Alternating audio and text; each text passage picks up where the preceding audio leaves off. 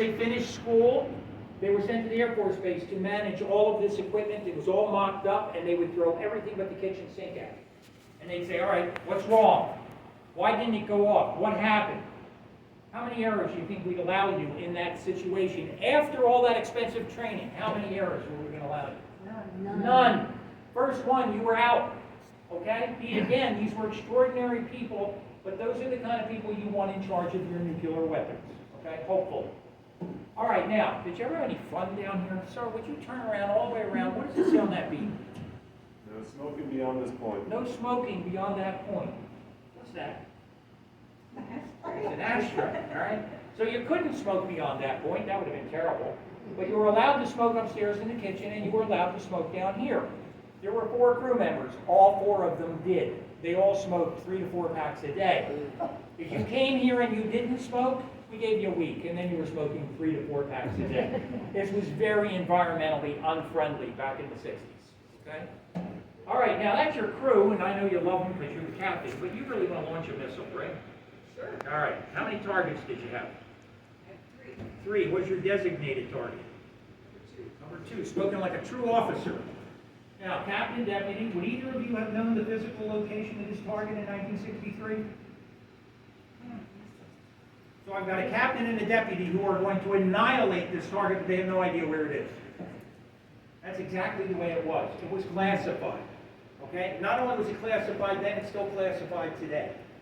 We have no idea where Target 2 was, is, or might be. And we never will.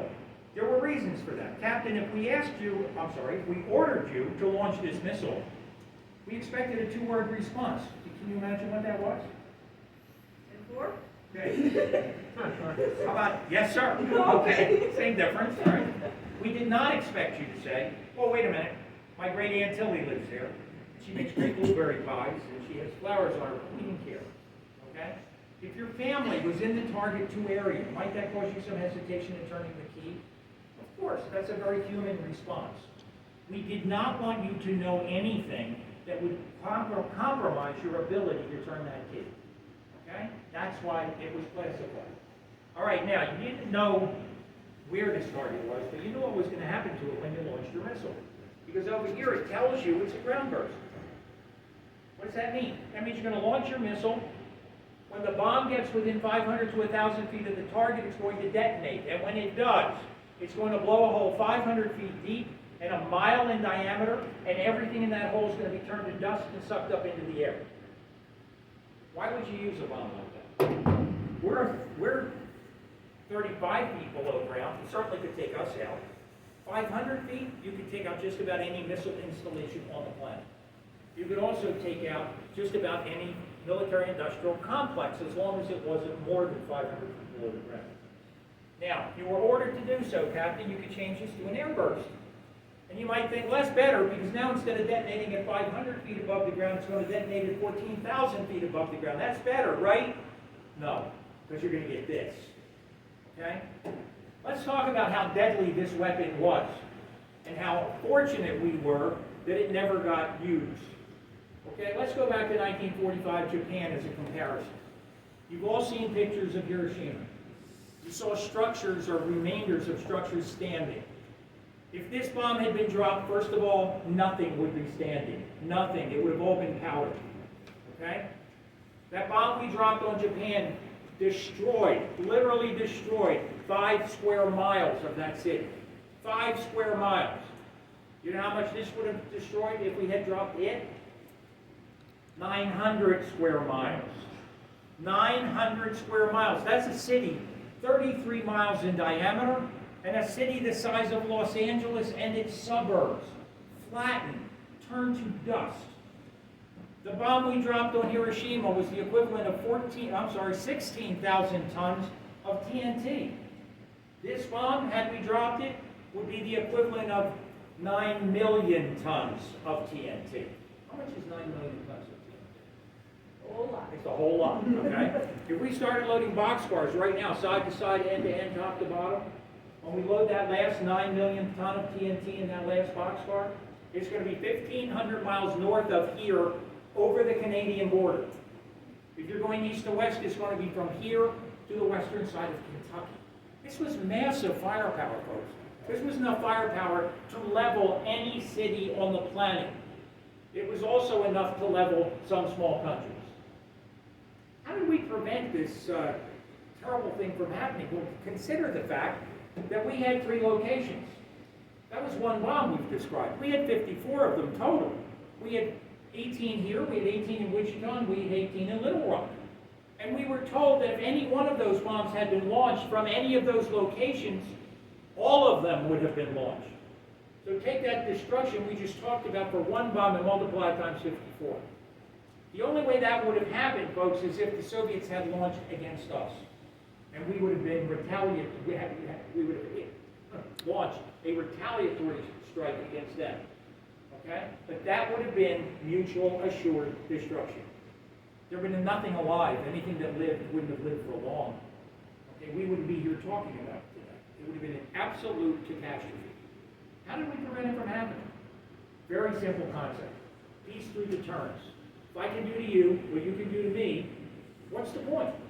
Soviets looked at the Americans looked at the Soviets and said, whoa, wait a minute. If we fire against them, they're going to fire right back against us with the same or more firepower.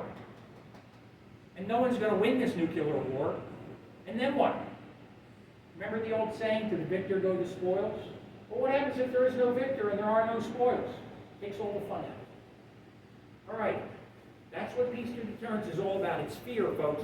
It's engaging in your enemy a fear that if you can do to them what they want to do to you, what's the point? Okay? Now, in spite of all that, you want to launch this missile anyway, don't you? I knew you did. Okay? And there's 2 ways that you are instrumental in the launch of this missile. First of all, you're a key terminal.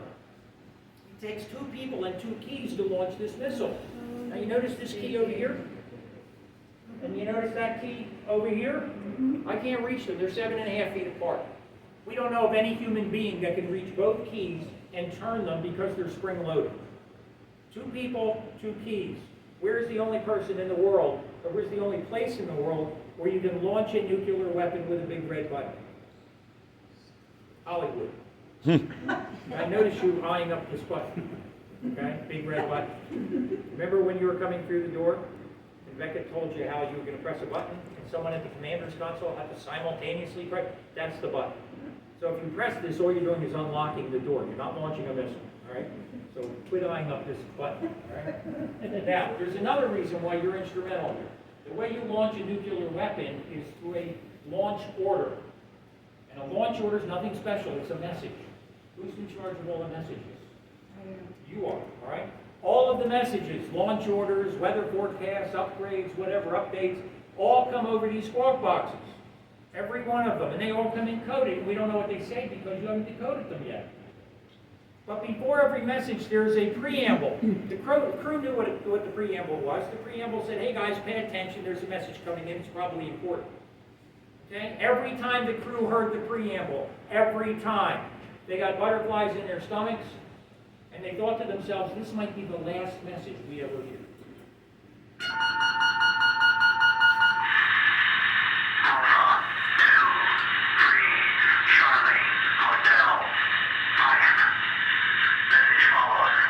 All right, when the butterflies left your stomach, and you would grab an emergency action message book, each of you would do that.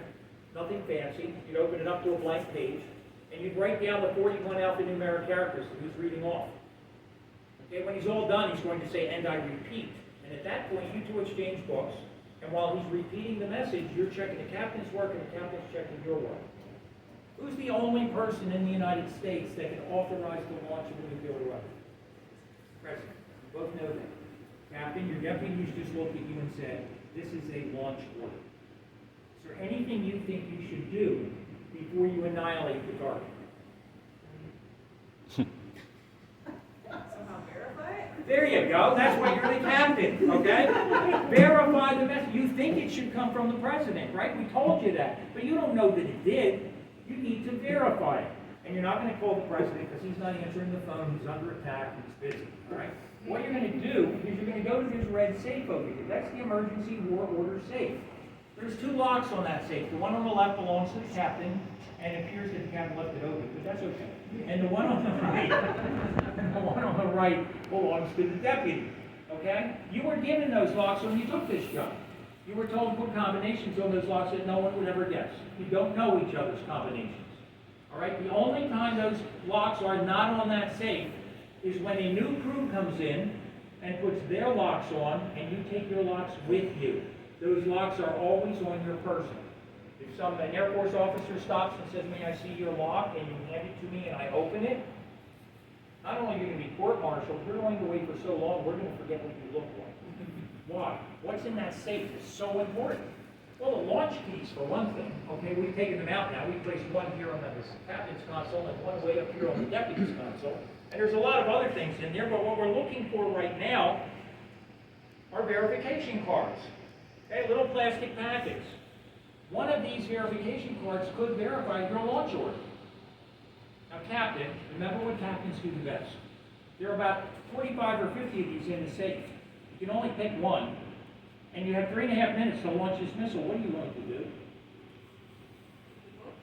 No. You're going to delegate, okay? You're going to delegate. Don't ever forget what captains do the best, right? Why are we picking on you?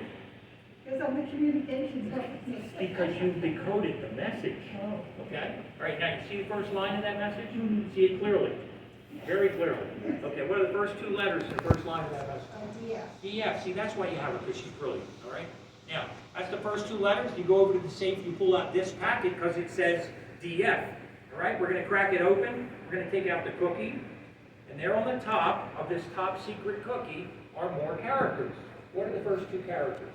DF. Funny thing about that, huh? Now, there are more characters, aren't they? Aren't there? If you match these characters with the first line of your message, it's been verified. Okay, we now know that the president authorized this launch. Now, there's two things you have to do quickly. Take your time of launch from that launch order, put it on the clock so we all know exactly when we're going to launch this missile. There are other things in the air. We have to know when we're going to do this. The last thing you need before you launch is the butterfly valve launch code. 10 years after these facilities opened, the Air Force determined that it was too easy to launch a missile. Let me show you how easy it is to launch a missile. This is a cross-section of a propellant line. There are two for fuel, two for oxidizer on the engine. All you have to do is open the butterfly valve and allow the fuel to go to the combustion chamber. We open the oxidizer butterfly valve and allow the oxidizer to go to the combustion chamber.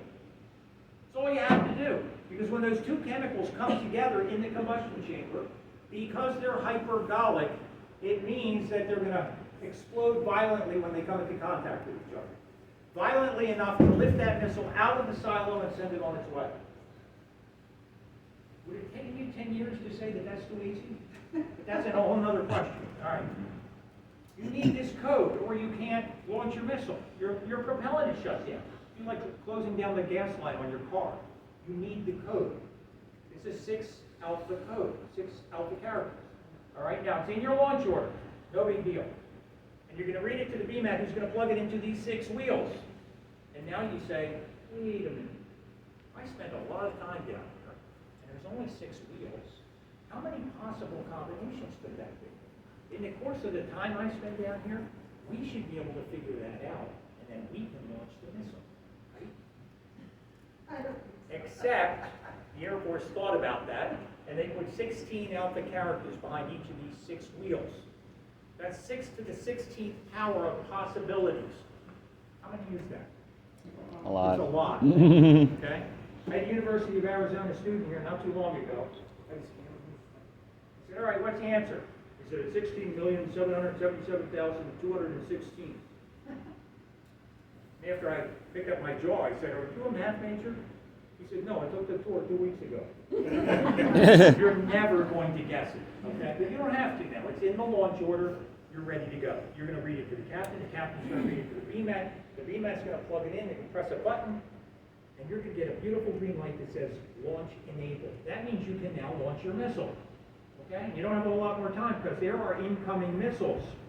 That's the only reason the president would have authorized this is because we're a retaliatory strike. We're not a first strike. All right, so they must be on their way. So we need to do this now.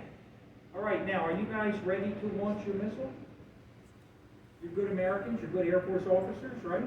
All right, put your left hands on the keys. Don't turn them yet. Put your left hands on the keys. Captain, I need a very authoritative countdown from you. I need a 3, 2, 1 launch. On the word launch, you're going to turn your keys to the right, to 3 o'clock position, and you're going to hold it until I tell you to let go. Got it? Got it? It's all yours, Captain. Go ahead. 3, 2, 1, launch. Okay, sit back, have a smoke and a cup of coffee. You're done. You've done everything you need to do. You started a process. You cannot stop. If the president calls right now and says, Captain, I made a terrible mistake. Stop the launch. You have two words for the president. Sorry, sir. Okay? You have a light here that says batteries activated. The first time the batteries on the missile are being force-fed electrolytes. That's going to take 28 seconds. At the end of that 28 seconds, you're going to see an APS light. Alternate power system. The missile saying, I'm on my own, guys. I don't need you anymore. I'm ready to do what I know how to do. The next sound you're going to hear, silo soft, is that huge silo door passing through the tipsy system, setting off the alarm saying the silo's open for business.